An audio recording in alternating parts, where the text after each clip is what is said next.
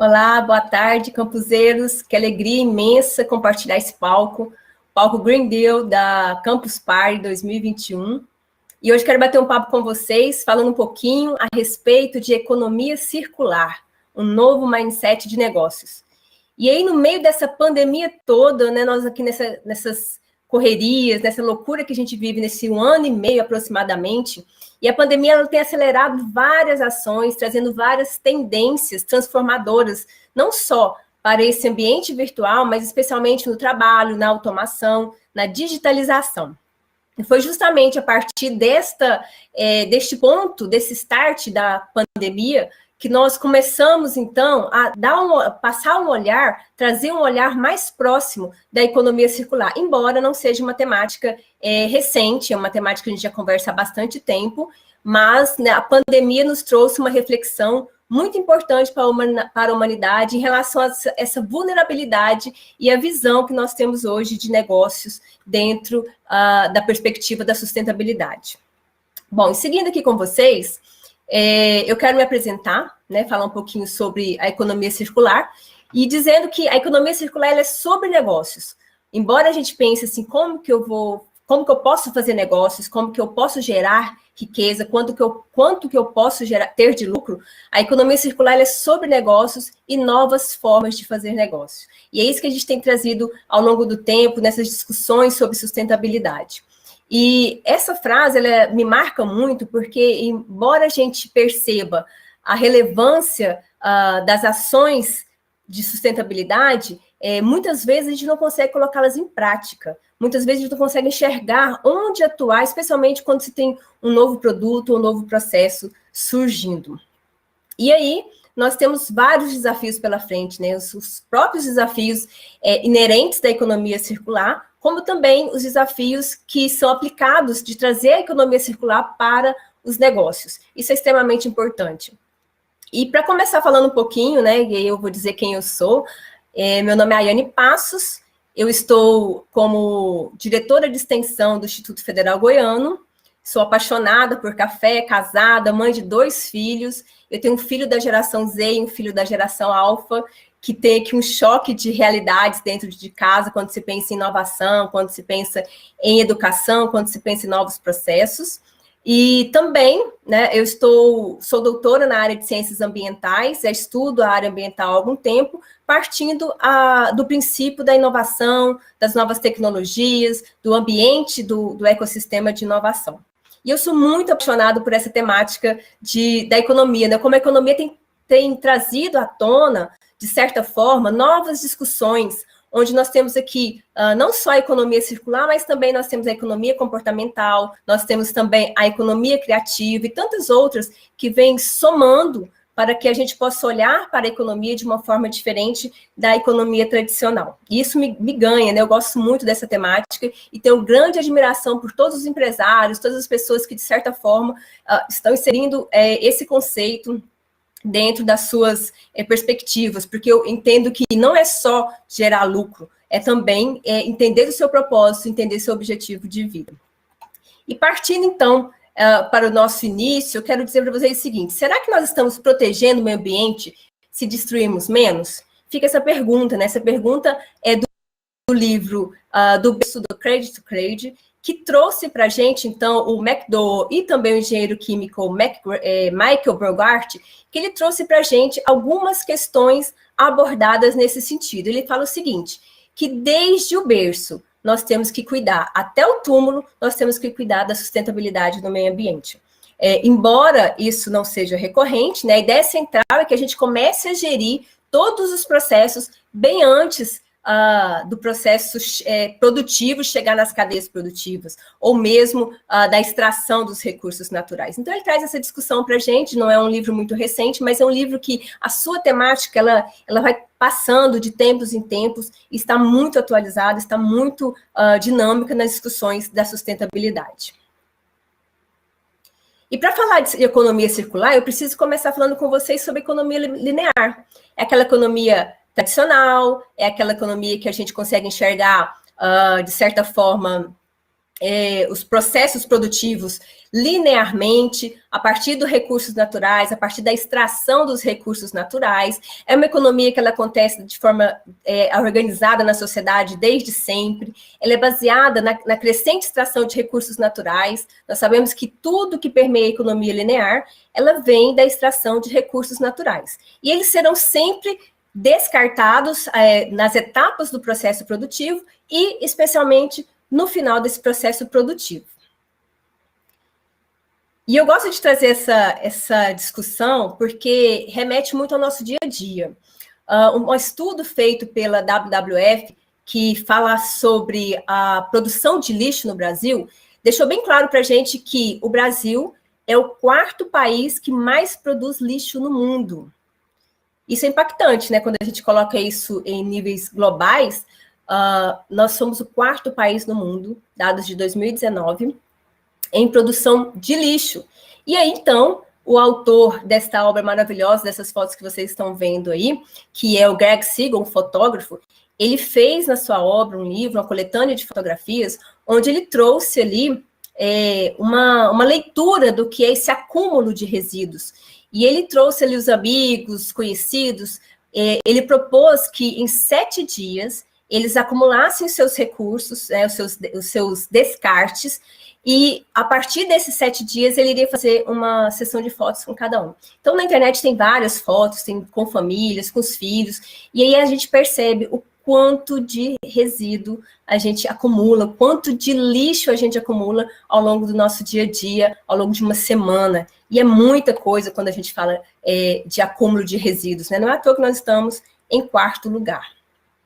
E, para além disso, nós temos aí mais de 170 quilos de matéria orgânica descartada por cada pessoa ao ano. Então, imagina quanto que isso nos gera de impacto ao meio ambiente. Mais de 79 milhões de toneladas de resíduos sólidos urbanos, isso é extremamente expressivo, são dados gerados em 2020, e estimativa de 50% de aumento na geração até 2050.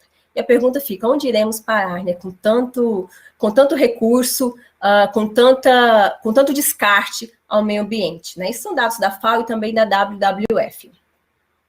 Bom, e seguindo aqui, nós percebemos que o caminho que acontece, os descartes, a programação desses resíduos é muito interessante, porque, olha só, nós temos aqui uma pesquisa da FAO e da ONU que fala para a gente que 10% dos alimentos se perdem na colheita, enquanto que 50% vai se perder no manuseio do transporte. Isso é bastante interessante, porque isso é muita coisa perdida ao longo do caminho.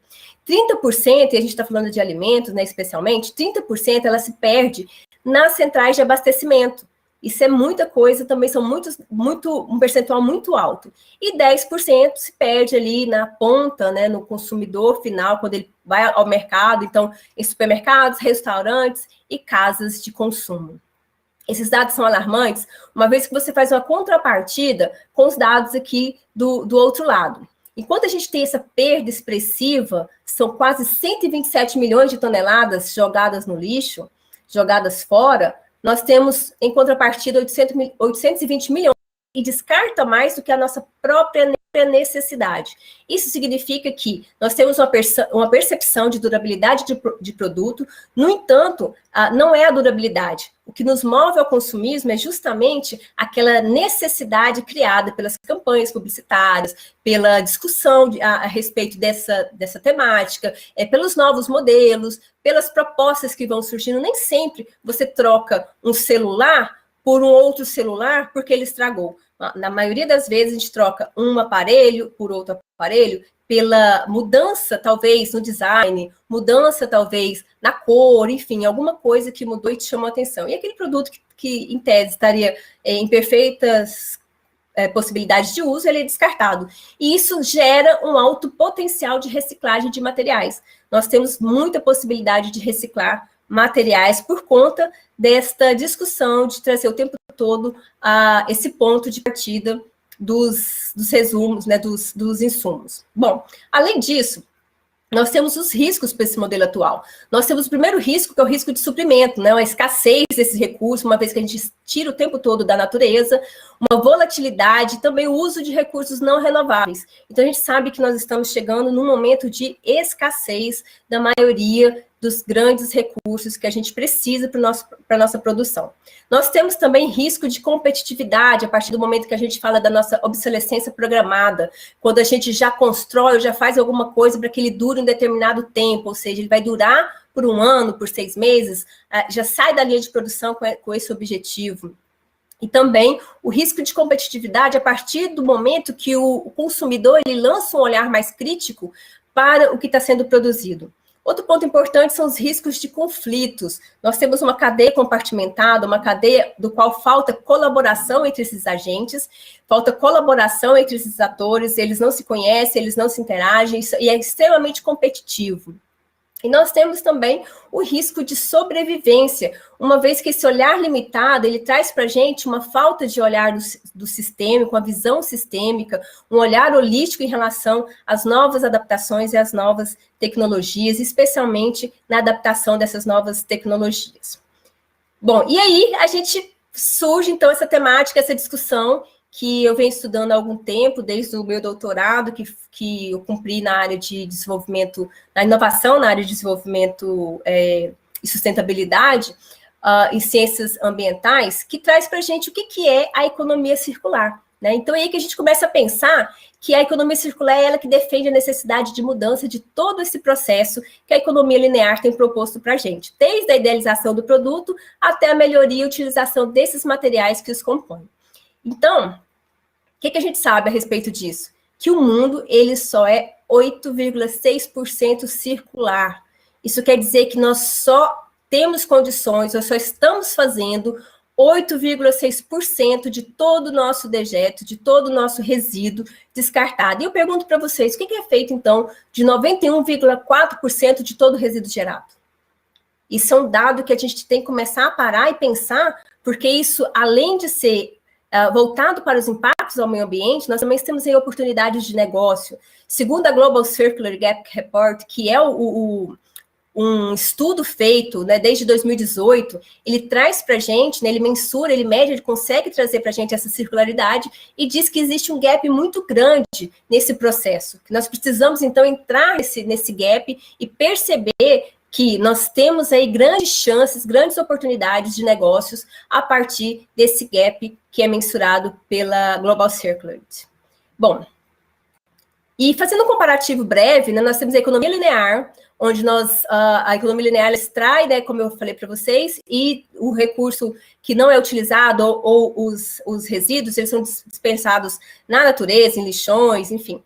A economia da reciclagem, que é onde a gente tem um processo de coleta de materiais e reciclar esse material que já foi descartado no meio ambiente, a gente pega esse material e recicla. E nós temos a economia circular, que ela pensa em todo o processo produtivo, em como otimizar o uso desses recursos, especialmente pensando em não extrair mais recursos naturais. Então, são esses 3 vieses que nós temos, e quando a gente olha para a economia linear, os impactos gerados no meio ambiente, tanto a economia da reciclagem, que é um pouco menos, mas mesmo assim ainda impacta, a economia circular ela vem com a proposta de minimizar, mitigar os impactos ao meio ambiente. E nesse comparativo econômico, a gente fala que a economia circular, ou a circularidade, ela vai muito além de reciclar. Isso ficou muito claro nos vários estudos que são feitos a respeito dessa temática. É mais do que zerar o lixo, não é só não produzir lixo, mas isso se aplica a toda a cadeia de valor. Nós olhamos isso e comparamos, nós entendemos que todos os estágios dos processos produtivos, o fornecimento, da fabricação, da distribuição e vendas, precisa pensar o círculo, a circularidade dos produtos e serviços. Isso vai resolver um monte de problema mais para frente. Isso vai trazer para a gente um diferencial quando a gente pensa em ciclo de vida de produto e a abrangência desses impactos.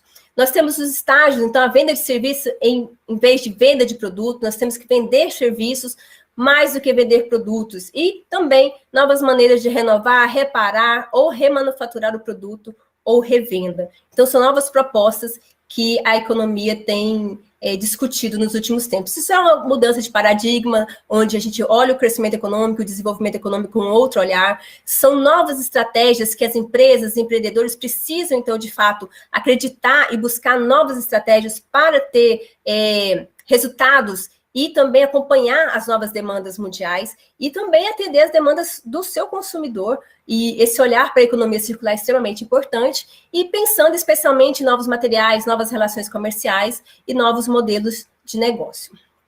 E aí que entra a virada de chave, né? Um mindset de negócios. E aí, nesse momento que a gente faz uma virada de chaves e começa a repensar, lançar um novo olhar a partir da inovação de processos, a partir da iniciativa de um novo paradigma, novas estratégias.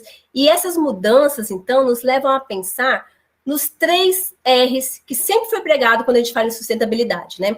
Antes, um pouquinho, quando a gente falava em sustentabilidade, a gente sempre pensava reduzir, reutilizar e reciclar. Esses eram os primeiros pensamentos, os 3 R's que a gente discutia. Nesse novo mindset, quando a gente fala de economia circular, a gente traz uma outra discussão, outros R's incorporados, onde a gente coloca ali o reavaliar, o R de reavaliar o processo produtivo, o R de rever valores, atitudes e relações, o R de redefinir produtos e consumos. São valores, são estratégias que a gente começa a olhar para o processo da economia circular e colocar elementos que até então, no processo linear, a gente não conseguia enxergar, como, por exemplo, quais são os valores, quais são os porquês do seu produto, quais são as entregas que o seu produto pretende dar. É muito mais do que gerar lucro, ou ele tem um propósito para chegar na mesa, para chegar para o seu consumidor final. Então, este olhar nos ajuda a enxergar um pouco mais da economia circular e os principais desafios que as indústrias terão, especialmente nesse momento de crise, onde a gente já tem algumas abordagens aí, pensando em economia compartilhada, os altos custos em relação à matéria-prima, à produção, e aí a gente tem esses impactos que são negociados ao longo desse processo. A competitividade, quando a gente pensa em um produto ou serviço, especialmente num produto, quando a gente pensa na competitividade, são mínimos detalhes que diferem, às vezes, um produto do outro. E aí que entra o papel importantíssimo, quando se discute economia circular, o papel do design. Ele tem uma proposta de modelar ou remodelar produtos que vão chegar para o consumidor final e estendendo, assim, a vida útil desse produto. E também, a partir da Política Nacional de Resíduos Sólidos, incorporando essa Política Nacional de Resíduos Sólidos ali, colocando os resíduos como uma fonte de recurso, como um recurso que pode gerar renda e pode gerar emprego também.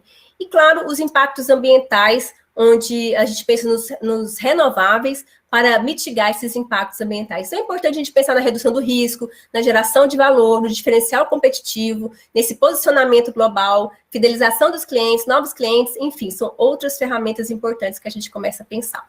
E aí a gente precisa de algumas habilidades, né? A gente precisa de outras habilidades para pensar na economia circular.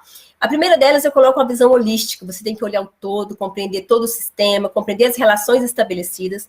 Um outro ponto-chave que eu coloco é justamente a resiliência. Você precisa entender, a empresa precisa entender, o empreendedor precisa entender a respeito de resistir ao processo, de mudar a cultura, mudar atitudes, mudar processos, mudar valores. É necessário também capacidade de análise crítica e muita articulação. É preciso parcerias, é preciso contatos, é preciso estabelecer network, porque mais para frente eu vou falar um pouquinho, a economia circular ela não se faz sozinha, ela é compartilhada, trabalhos em equipes multidisciplinares, então a gente consegue perceber que as equipes elas estão envolvidas, engajadas e com um discurso importante, o ser colaborativo, proativo e o mais importante de todos, né? Ser corajoso, de fato encarar uma nova proposta, um novo modelo econômico. E aí fica, né, os objetivos da economia circular. Quando a gente pensa nos objetivos da economia circular, a gente já pensa em demonstrar toda essa atividade empresarial que agregue valor não só social, mas vai especialmente para o ecológico e social, além do valor econômico. Então, aquele tripé de sustentabilidade, ele tem que lançar um olhar especialmente para o social e o ecológico.